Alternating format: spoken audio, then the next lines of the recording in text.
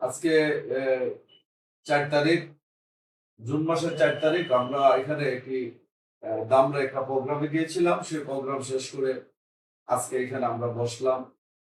আজকের দিনটা সুফিবাদের জন্য, যারা অলি আল্লাহকে ভালোবাসে, গুরু গোসাইকে ভালোবাসে, যারা পাক পাঞ্জাতনকে ভালোবাসে, এই ভালোবাসার লোকগুলির জন্য আজকে একটা ঈদ, যেটাকে বলা হয়েছে ঈদে গাদির, মাওলার অভিষেক দিন।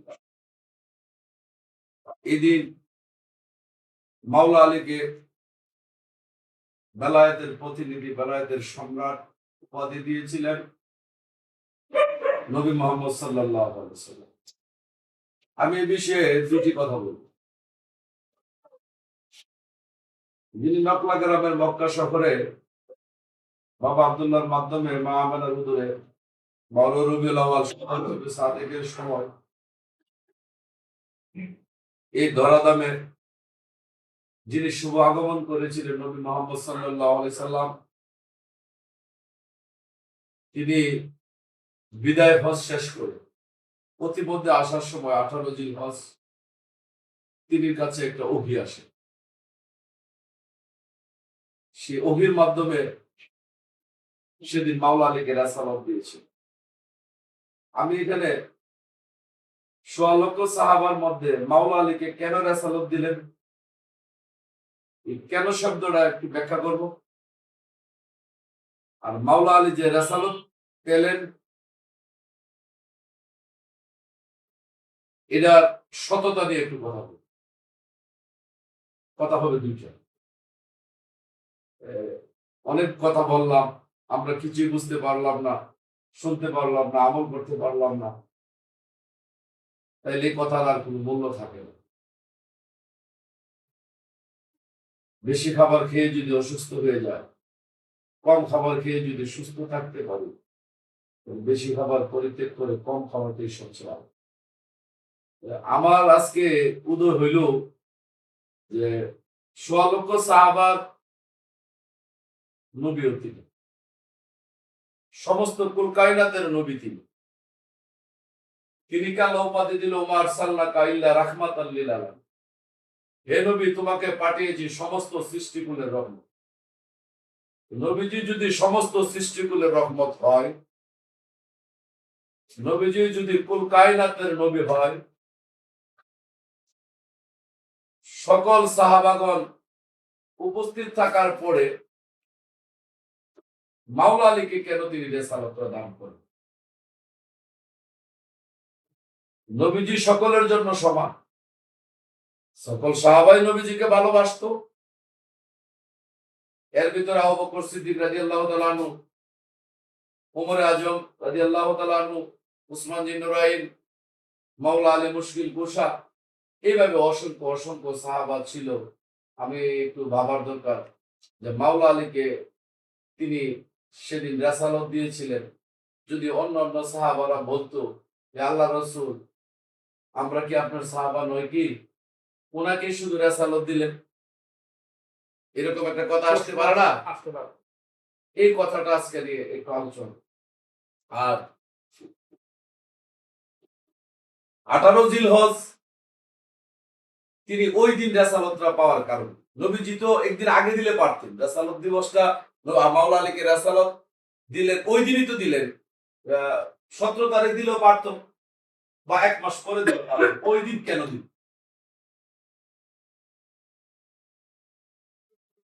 নবীজি যখন হজ করে আসার সময় নবীজির কাছে ওহী নাযিল, সূরা মায়েদার 66 নম্বর আয়াত। হে নবী, আমি আল্লাহর কাছ থেকে তোমার কাছে যে ওহী আসছে, যে দিন আসছে, তুমি এটা পৌঁছায় দাও। তুমি কেন পৌঁছায় দিলে না? যদি পৌঁছায় না দাও, তুমি মানুষের কাছ থেকে মুক্তি পাবে। কেন শব্দটা যেন আল্লাহ পাক এই আয়াতের মধ্যে ব্যবহার করলেন, তুমি কেন পৌঁছায় দেও না? তাই এই কথাটার মধ্যে জরুরি না? সেদিন আল্লাহ রাসূল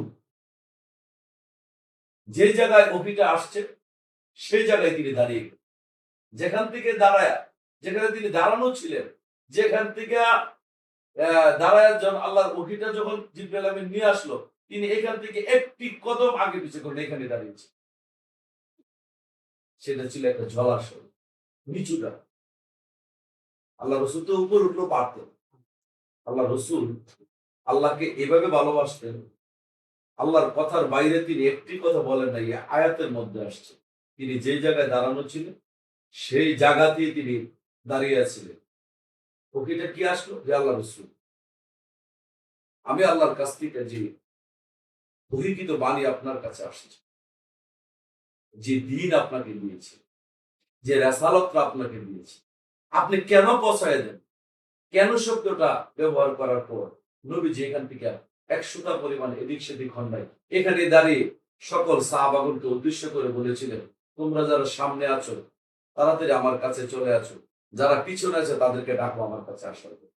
সেদিন নবী মোহাম্মদ সাল্লাল্লাহু আলাইহি সাল্লাম এই নিচু এই জলাশয়ের মধ্যে 5টা উট একসাথে করে 5টা উটের উপরে একটা মঞ্চ তৈরি করে সেখানে দাঁড়িয়ে সেদিন বলেছিলেন, আমি যার মাওলা আলীও তার নাম।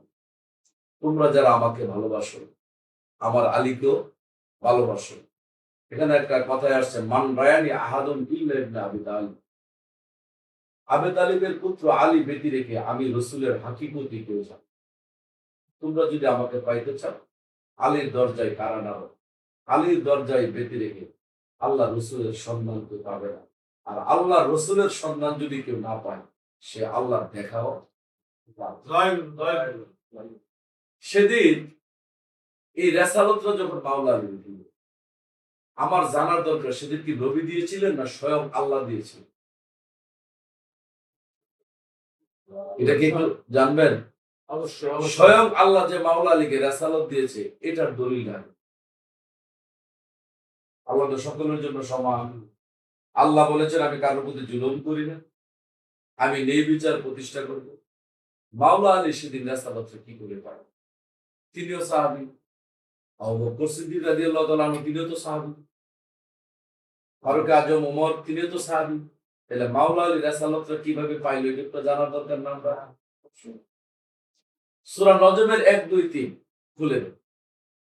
এই আয়াতের মধ্যে আসছে, তোমাদের মধ্যে প্রবেশকারী যে মুহাম্মদ তাকে তোমরা কেউ পাগল বলিও না। এখানে পাগল শব্দ আছে, কেউ পাগল বলিও না। এই আয়াত আসার কারণ কি? নিশ্চয়ই নবীজির মধ্যে এমন একটা পাগলামের একটা ভাব উদয় হয়েছিল।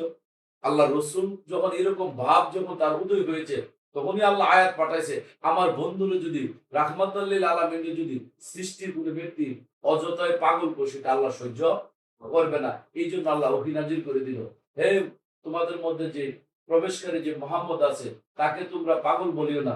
তার নিজের মন থেকে একটি কথা বলেন নাই, যখন আমি কথা বলি তখনই সে কথা বলে, আমার কথার বাইরে তিনি একটি কথাও বলেন নাই। এই আয়াতের ব্যাখ্যা হইল, তিনি যে পাগল হয়েছিলেন সে পাগল নিজের জন্য হয় নাই, ধন সম্পদ বাড়িঘরের জন্য পাগল হয় নাই, তিনি সেদিন স্ত্রীর জন্য পাগল হয় নাই, দুনিয়ার কোন সম্পত্তির জন্য পাগল হয় নাই। সেদিন নবী মুহাম্মদ সাল্লাল্লাহু আলাইহি সাল্লাম এই আয়াতের ব্যাখ্যায় প্রমাণিত হইল তিনি স্বয়ং স্রষ্টাকে দেখার জন্য পাগল। তখন আল্লাহ চিন্তা করলেন যে নবী মুহাম্মদ সাল্লাল্লাহু আলাইহি সাল্লাম যেভাবে পাগলামি করতেছে আমাকে দেখার জন্য, সেটা আল্লাহ বলতেছে আমাকে দেখার জন্য, আমি তো নবী মুহাম্মদ সাল্লাল্লাহু আলাইহি সাল্লামের কাছে উদয় হইতে পারবো। আমি যদি নবী মুহাম্মদ সাল্লাল্লাহু আলাইহি সাল্লামের কাছে যাই তুল পাহাড়ে, আর জাবালুল নূর পাহাড়ে, সেদিন যদি আমি আল্লাহ আমার জ্যোতিষময় রূপ নিয়ে যদি জাবালুল নূর পাহাড়ের মধ্যে যাই, সেদিন পাহাড়টা সহ্য করবে না, যেমন সহ্য করছিল না তুল পাহাড়। তুল পাহাড়ের মধ্যে যখন আল্লাহ উদয় হইলেন তুল পাহাড়টা সহ্য করতে পারে নাই। কেন পারে নাই? স্রষ্টার রূপ সৃষ্টি কোনদিন সহ্য করতে পারে।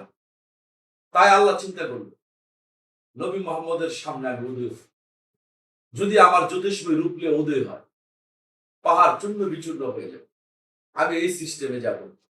যদি জাবালুল নূর পাহাড়ের মধ্যে আমি আল্লাহ আলা কুল্লি শাইইন কাদির, সূরা মরিয়মের 35 নম্বরে তিনি যখন বলে হও তখনই হয়ে যায়। তিনি চিন্তা করলো যে আমি এমন একটা রূপের ছদ্মবেশ ধইরা পাহাড়ে উদয় হব যে ছদ্মবেশটা ইবলিস ধরতে পারে। যদি নবী মোহাম্মদ সাল্লাল্লাহু আলাইহি সাল্লামের সামনে যদি পিতা মাতার স্রোত, কোন সাহাবার স্রোত বা নবীজির কোন আত্মীয় স্বজনের স্রোত যদি আল্লাহ তুল পাহাড়ে উদয় হইত, এই স্রোত ইবলিশে ধরতে পারে। আল্লাহ চিন্তা করলো এই স্রোতে যদি আমি জাবাল নূর পাহাড়ে উদয় হয়ে যায়, তো পরদিন ইবলিশও আমার পরিচয় দিয়া সেদিন উদয় হয়ে যাবে। বলে নবী মুহাম্মদ বিভ্রান্তিতে পড়ে যাবে, কি আগের দিন তো আল্লাহ আসলো ওই শুরুতে, আজকেও তো ওই শুরুতে আবার আল্লাহ আসছে, তাহলে ইবলিশ নবীজির কাছে আল্লাহর পরিচয় দিয়া সেদিন নবীজির কাছে একটা বিভ্রান্ত সৃষ্টি করতে পারে। সেই জন্য আল্লাহ জানে, আল্লাহ তো মহাসূক্ষ্ম মহাদর্শী, আল্লাহ জানে ইবলিশ যে পথ অবলম্বন করে, যে কৌশল অবলম্বন করে, ওই কৌশলে আল্লাহ কোনদিন জাবাল নূর পাহাড়ের মধ্যে উদয় হবে না। এইখানে কিছু আলেম ওলামা তাফসীর করছে সেদিন জিবরাইল আমিন উদয় হয়েছিল। নবীজি তো জিবরাইলের জন্য পাগল হয়। জিবরাইলের জন্য যদি নবী পাগল হইতো তাহলে জিবরাইল পাঠাইয়া নবীজিকে সান্ত্বনা দিত। আল্লাহ তো জানে নবী কিসের পাগল, স্বয়ং আল্লাহ দর্শনের জন্য সেদিন পাগল হইল। জিবরাইলও সেদিন আসে নাই, পশু পাখির সুরত আল্লাহ উদয় হয় নাই, সেদিন আল্লাহ পাক নবীজির কোন সাহাবার সুরতে উদয় হয় নাই। তখন আল্লাহ চিন্তা করলো, আমি এমন একটা স্রোতের ছদ্মবেশ ধরে পাহাড়ের মধ্যে উদয় হব যে ছদ্মবেশটা ইবলিশ ধরতে পারে না। সেদিন আল্লাহ চিন্তা করলো নবীর সুরত ইবলিশ ধরতে পারে না। সেদিন স্বয়ং আল্লাহ এই নজম খুলে দেখো, ঊর্ধ্ব দিগন্তে ঝুলন্ত চেয়ারে সেদিন নিজ আকৃতিতে শাহাদাত সম্পূর্ণ সত্তা স্বয়ং আল্লাহ সেদিন উদয় হয়ে গেল নবী মুহাম্মদের সামনে। স্বয়ং নবীজির সুরতে উদয় হয়ে। এদিক দিয়ে মাওলা আলী মুশকিল কুশা নবীজিকে সবচেয়ে বেশি ভালোবাসে।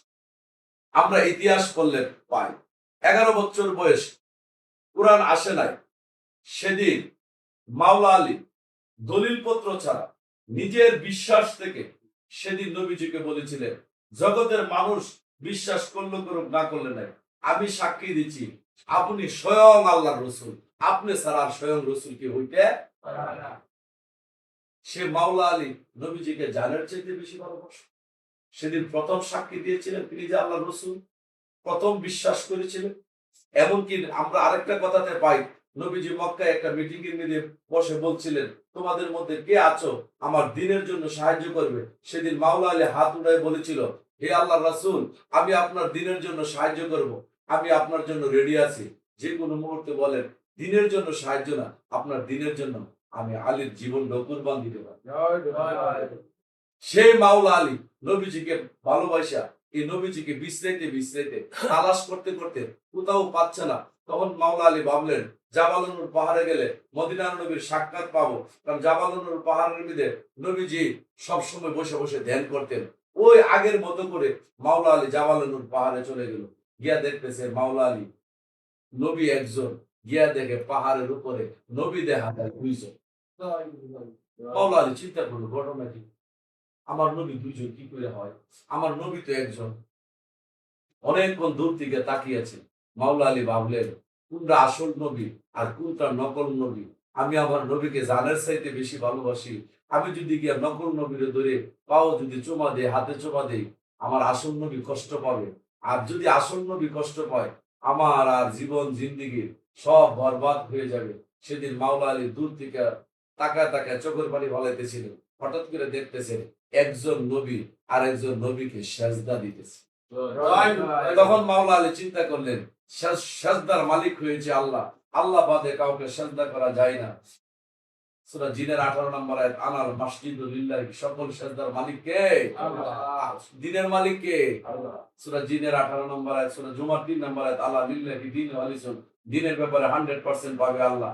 নিশ্চিত আল্লাহ, আমার নবীও জানে সেজদার মালিক আল্লাহ, আল্লাহ বাদে কাউকে সেজদা করা যাবে না। সেদিন নবী মুহাম্মদের সুরতে যখন আল্লাহ স্বয়ং নবীজির সামনে উদয় হইল, স্বয়ং নবীজি সেদিন আল্লাহকে সেজদা করেছে। তখন মাওলা আলী দেখলো, জানি যিনি সেজদা নিয়েছে তিনি হয়েছে আল্লাহ, যিনি সেজদা করেছে তিনি হয়েছে নবী মুহাম্মদ সাল্লাল্লাহু আলাইহি সাল্লাম। সেদিন এই নবীজিকে জড়ায় ধরে মাওলা আলী বিনয় বিনয় করে কাঁদতেছিল, হে আল্লাহ রাসূল, আমি আপনাকে কত জায়গায় বিশ্রাইছি, আপনাকে পাইনি, আপনার জন্য আমার মন বেকুল, আপনি কেমন আছেন? জরায়ে যখন ধরলো তখন ওইখান থেকে ছদ্মবেশে যে আল্লাহ নবী স্রোতে উদয় হইলেন, সেখান থেকে আওয়াজ আসলো, এই নবী মোহাম্মদ, আমার আর তোমার মিলনের মধ্যে যে ঢুকেছে তাকে তোমরা তাকে হালি দিতে পারো না। আমার আর মিলনের মধ্যে যখন মাওলা আলী প্রবেশ করেছে, তাকে বেলায়েতের সম্রাট বানায় দাও। সেদিন থেকে ডিক্লার হয়ে গেল। তাই ওই কথাটার আনুষ্ঠানিকতা 18 জিলহজ গাদির হুকুম, সেখানে সূরা মায়েদার 66 নম্বর আয়াতটা নাজিল হইল, তোমার কাছে যে আমি ওহী দিয়েছি, তোমার কাছে যে কোরআন পাঠিয়েছি, তোমার কাছে যে আমার দ্বীন দিয়েছি, তোমার কাছে যে রিসালাতটা দিয়েছি, সেটা তুমি কেন পৌঁছায় দাও না? যদি পৌঁছায় না দাও, মানুষের কাছ থেকে মুক্তি পাবে না। আর মাওলা আলী ছাড়া সেদিন রিসালাত দেওয়ার মতো আর কেউ নাই। কারণ আল্লাহ আর আল্লাহ রসুলের দর্শনের মধ্যে সেদিন মাওলা আলী দেখেছিলেন। তাই নবীজি বলেছিলেন, মান রায়ানি ফাকাত রাহাল, মান রায়ানি আহাদুলিল্লাহ ইবনে আবি তালিব, আবি তালিবের পুত্র আলী ব্যতি রেখে আমার হাকিকত কেউ জানে না। জানবে বা কেমনে? কোন পাহাড়ে এই হাকিকত আলী ছাড়া আর কেউ দেখে না। জেনে তো মানুষকে কোনো দায়িত্ব দিবে, সে দায়িত্ব সে নিতে পারবে না। সেদিন মাওলা আলীকে উটের মঞ্চের মধ্যে দাঁড়া করে সোয়া লক্ষ সাহাবার মধ্যে বলেছিলেন, তোমরা কি আমাকে ভালোবাসো? সেদিন সাহাবারা বলেছিলেন, জানের চাইতে ভালোবাসি। তোমরা কি আমাকে প্রভু হিসেবে মানো? ও মানি। তোমরা কি আমাকে মৌলা হিসেবে মানো? ও মানি। আজ হইতে আমি যাদের যাদের মাওলা, আমার আলী হয়েছে তাদের তাদের মাওলা। তোমরা যদি আমাকে পাইতে চাও, আলীর দরজায় দাঁড়ানো। তাহলে মাওলা আলী যে রিসালাত প্রাপ্ত হইল, এটা আল্লাহর আদেশে। এখানে কোনো আর কোনো ব্যক্তিগত নবী মুহাম্মদের কারণও না, স্বয়ং আল্লাহ মাওলা আলীকে পছন্দ করে সেদিন রিসালাত দিয়েছিলেন। এই রিসালাত মাওলা আলীর কাছে আসলো। আমি জানতে চাই, আমরা কি নবুয়তের যুগে আছি না বেলায়েতের যুগে আছি? বেলায়েতের যুগে। বেলায়েতের যুগ যদি অস্বীকার করে, বেলায়েত অস্বীকার করে, ওলি আল্লাহ অস্বীকার যদি করি, এই রেসালত অস্বীকার যদি করি, গাদিরে হুকুম যদি অস্বীকার কইরা স্বয়ং নবীজিকে ডাকাডাকি করি, আমরা কিন্তু নবী পাচ্ছি না। কেন পাচ্ছি না? তুমি নবীকে ভালোবাসতে হইলে নবীর ভালোবাসার আগে নবীর আদেশকে আগে ভালোবাসো। কি বুঝো না? তুমি গুরু ভালোবাসো, তোমার এই ভালোবাসার দরকার নাই। গুরুর চাইতে গুরুর কথাটার আগে বেশি ভালোবাসো। তাইলে নবীজির কথা ছিল কি, তোমরা যদি আমার কাছে আসতে চাও, আলীর দরজায় কারা নাও। তাইলে মাওলা আলীকে ডাইনে রেখে গাদির হুকুম অস্বীকার করে, মাওলা আলীর রেসালত অস্বীকার করে, মাওলা আলীর বেলায়েত অস্বীকার করে তুমি নবী নবী করলো, নবীর কাছাকাছি যাইতে পারবে না। কেন পারবে না? নবীজিকে ভালোবাসলে কোনো লাভ হবে না যতক্ষণ পর্যন্ত নবীর আদেশকে তোমরা ভালো না বাসো। সেদিন মাওলা আলী রেসালত প্রাপ্ত হলেন, নবীজি বিদায় নিলেন। মাওলা আলী রেসালত প্রাপ্ত হইয়া সেদিন এই রেসালতরা কি করবে? আমানত কোনদিন হিয়ানত করা যায় না। রেসালতরা মাওলা আলীর কাছে নবী মুহাম্মদ সাল্লাল্লাহু আলাইহি সাল্লাম আমানত দিয়েছিলেন, হে আলী, আমি বিদায় নিচ্ছি। আমার পরে স্থলাভিষিক্ত রেসালত প্রাপ্ত তুমি হয়ে গেছো। আমি যেইভাবে ধর্ম প্রচার করেছি, যেইভাবে ধর্মটার দাওয়াত দিয়েছি, যেইভাবে আমি কোরআন প্রচার করেছি, তুমি ঠিক সেইভাবে করো। তাই তো? তাহলে মাওলা আলী যখন বিদায় নিছে, তখন কি ধর্মটা স্টপ ছিল না ধর্মটা চালু ছিল? তাহলে মাওলা আলীও পছন্দ করে সেদিন দেখলো আমার রেসালতটা কাকে দিল। সেদিন দেখলো মাওলা আলী হাসান বসরি আমার রেসালতের যুদ্ধ। সেদিন হাসান বসরি বলেছিল, আমি যাদের মাওলা, আমার হাসান বসরিও তাদের মাওলা। সেদিন হাসান বসরি রেসালত প্রাপ্ত হয়ে গেলেন, মাওলা আলী বিদায় নিন। তো হাসান বসরি কি রেসালত কি নিয়ে গেছে নাকি? হাসান বসরির রেসালত আবুল ফজল দিলেন, আবুল ফজলও দিয়ে গেলেন। এইভাবে দিতে দিতে খাজা বাবা হইয়া, হুসাইন মোহাম্মদ বক্তের কাকি ফরিদউদ্দিন গঞ্জে শুকুর হইয়া, দরবেশ ফকির লালন সাহেজি নিজামুদ্দিন আউলিয়া, হইতে হইতে হইতে হইতে যার যার গুরু তার তার রসুল, যিনি মুর্শিদ তিনি রসুল, রসুলের হাত আল্লাহর হাত। এই যার যার গুরু তার তার রসুল বিশ্বাস করে সেই রসুলের আদেশ নির্দেশ মানলেই তোমার নবীকে আর ডাকতে হয় না, নবী তোমার সাথী হয়ে যায়। তোরা নিসার 80 নাম্বার। যারা আল্লাহ আল্লাহ রাসূলের অনুগত করে, নবী তার সাথী হয়ে যায়। আয়াতের মধ্যে বলা আছে, নবী একা সাথী হই নাই, ওলি আল্লাহ, সিদ্দিকগণ, শহীদগণ, মুমিনগণ, তাদেরকে নিয়েই নবী তোমার সাথী হয়। তুমি যে গুরু ধরলা, তোমার মন মতো ধরো নাই, তুমি তোমার গুরুর আদেশ নবীজি সিস্টেম করে দিয়ে গেছে। তাইলে এটা কি নবীর কথা না? নবীজি যে সিস্টেম রেখে গেছে, ওই সিস্টেম মানলে এটা তোমার মানা হয় না, এটা নবীর আদেশই মানা। আমি মনে করি রেসালত দিবস, মাওলা আলী রেসালত দিবস মানতে হবে। বেলায়েতে থাকলে বেলায়েতের ট্যাক্স দিতে হবে। নবুয়াতে যখন ছিল জানের চাইতে নবীজিকে ভালোবাসা, নবীজিকে দর্শন কইরা, নবীজির সাথে সঙ্গ ধারণ কইরা সাহাবারা পবিত্র হয়েছিল। 1450 বছর পরে আমরা পবিত্র হইতে পারবো না, কারণ কোরআনে আসছে রসুল তোমাকে পবিত্র করে। তাহলে আমরা রসুল পাবো কো? যিনি মুর্শিদ তিনি রসুল, সেই রসুলের সঙ্গ ধারণ কইরা ভক্ত পবিত্র হয়ে যাবে। হাসরের ময়দানে নবী সাক্ষী দিবে, স্বয়ং আল্লাহ তাকে পার করবে। জয় জয়।